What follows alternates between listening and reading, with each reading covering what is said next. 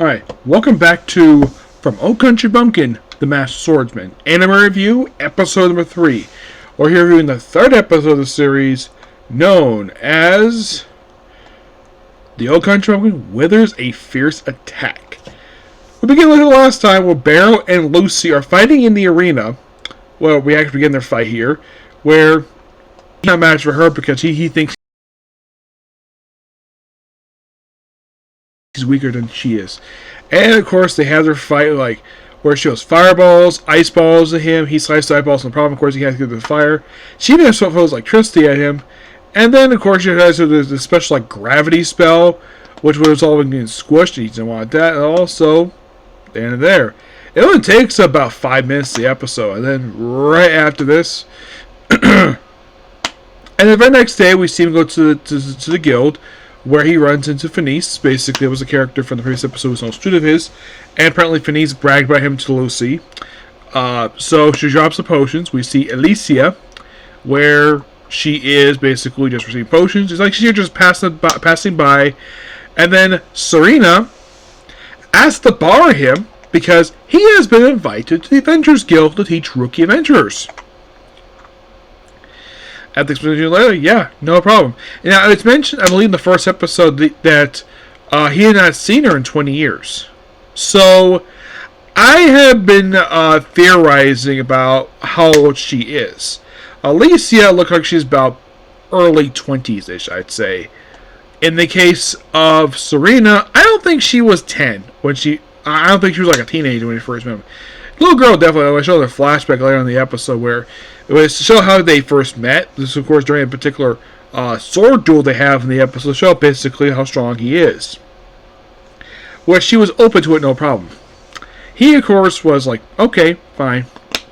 So, basically, here's how they first met. So, the story for her starts up with her and her parents, with her traders, basically just selling goods. Like, oh yeah, we can live for 6 months, and then they're attacked by a giant bear, where she proceeds to fall off a cliffside into a riverbed. Luckily, just by sheer coincidence, she's found by Barrow, and then Barrow proceeds to treat her, and of course they have it where she stays with him temporarily. All they know, she's just her name, not known by her parents, so he just offers to teach her how to use a sword, which she uses really well. At one point during the course, of course, she goes to the dojo, obviously, and of course he recommends trying dual swords, which she's very good at. This lasts for a little while until another family comes in to voluntarily take her in, and then of course he's sitting here for 20 years until like the first episode of the series. And then they have their fight, and he's just like, oh, she's really good, like no weakness except for one. Her left hand basically is not that strong.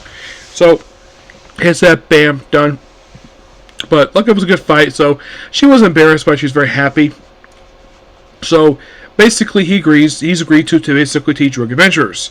And Sarah wants to go along, just because she's a black rogue adventurer. But apparently in this world, black rank is high, despite the fact normally I've seen high as like platinum or gold. So they take 3 rogue adventurers to this dungeon. We're like, oh, they basically, one of them's got a magic item. We're like, oh, they kill some goblins. Like, oh, this was very easy. All they had to do was like go outside, done. That wasn't until basically Hunter Martin shows up, slice up one of them. Now these rookies weren't being arrogant per se, like, oh, because they're basically fresh. It's like he just didn't notice, and he's like wounded, and then the episode ends with Barrow about to take on this flying griffin.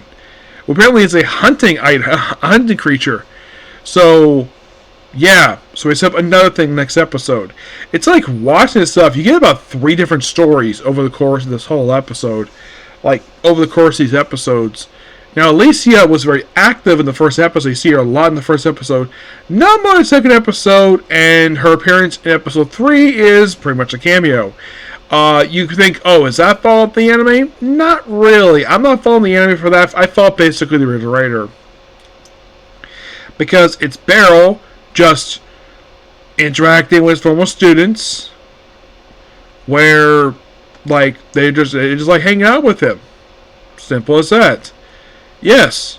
They do show also when she first became adventure, where she was running really quickly to become almost like a gold ring adventure, because basically she wants to prove herself. The fact that she's not wanting people to go through what she went through, which is basically being attacked by random people in the road, and she kills bandits really quickly by jumping in the air and using her twin swords to basically just deal damage. Yeah, but overall, fantastic episode. Now, as for how much longer this will last for, don't know. This actually is currently one of two I do not have basically an episode coming from.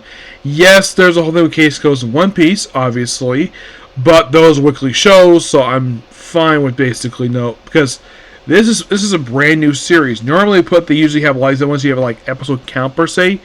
The other course being I'm the Evil Lord Intergalactic Empire. That one I'll probably get basically next episode be next week per se. Now this section of two, I basically am reviewing anyways right now. The Evil Lord Intergalactic Empire, that currently will make 3. Yes, 3 anime for Sunday, which fine. And the thing also is that this episode actually came out yesterday because I got notified. Crunchyroll apparently, I don't think they licensed it on there. It's mostly that's when they had a release go released. So that's what I heard this was released yesterday, but I watched it today purely because Sunday would be just having 1, maybe 2 anime, and I don't want Saturday to be crowded. I've had Sunday be crowded before. Well, I think I had about 5. I think I have 5 or 6 anime take up Saturday, or in the case of Sunday, where I might have too many on Sunday. So I'd like to give enough days, like for these 2 particular days. These 2, like today and Saturday, tend to be the days I had the most amount of anime to review. With the exception of Fridays, where up until recently was like 3 anime, which is pretty okay. But Saturday and Sunday, I tend to review a lot of anime. Like the highest it might go is 4 or even 6. But I try to make sure it's all spread out quickly, and that's simply what's going on with that. So next anime to review is going to be Black Butler. But next up's the Comic Corner. Okay, next video. Bye.